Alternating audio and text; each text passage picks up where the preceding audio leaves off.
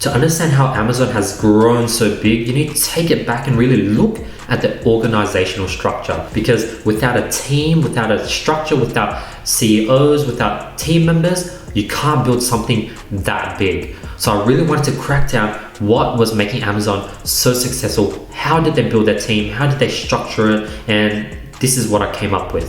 Amazon's organizational structure. So here are the stats. Amazon has 840,000 employees. Like, that is a lot. Like, I'm struggling with like 10 plus employees, and they're somehow managing 840,000 employees. And I'm curious how it doesn't break. How do they make sure everyone's productive?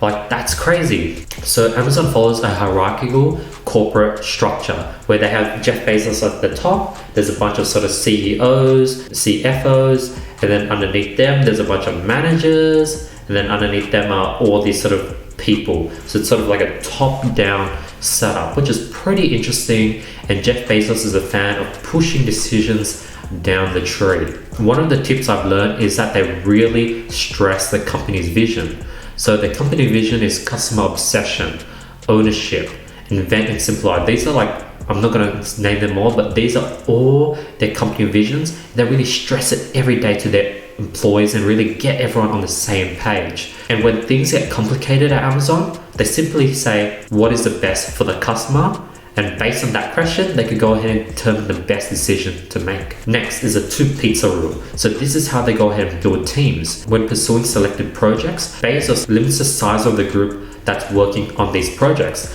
And the size of the group is a group that can only be fed 2 whole pizzas. So you're looking at roughly like, if each person eats like 3 slices, you're looking at maybe 6 to 8 people max. So that's sort of the size of the groups, and he likes to keep them small. And the next is the global function-based groups. Each major business function has a dedicated group or team, and along with that group or team, there's a senior manager.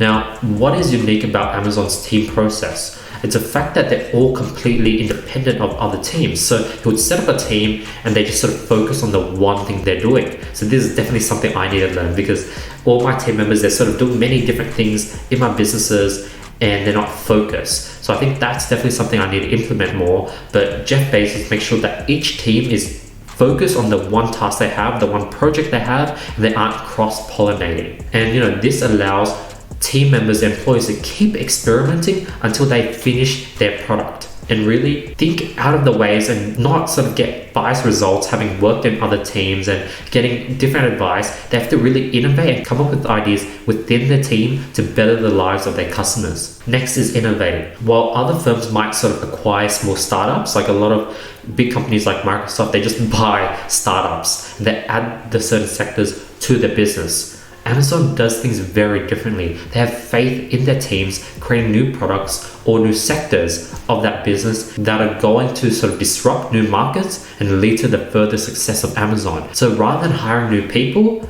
Jeff sort of challenges his current employees and builds teams where they could go ahead and attack new problems before they go ahead and acquire a new startup. Next is stability at the top. There's very, very little turnover amongst the most important power players within Amazon, having employees stay for years, if not decades. So there's very stable top managers, and that's a very important tip. Next is going worldwide.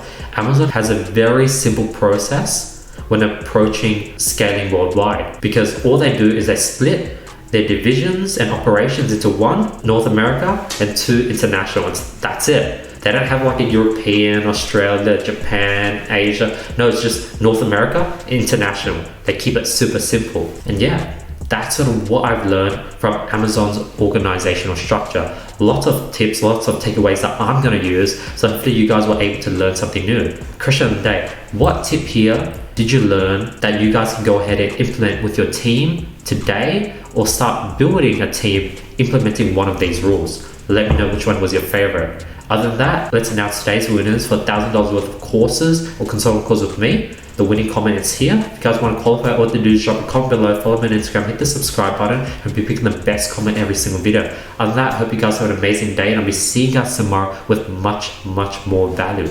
Peace. Hierarchy. Hierarchy.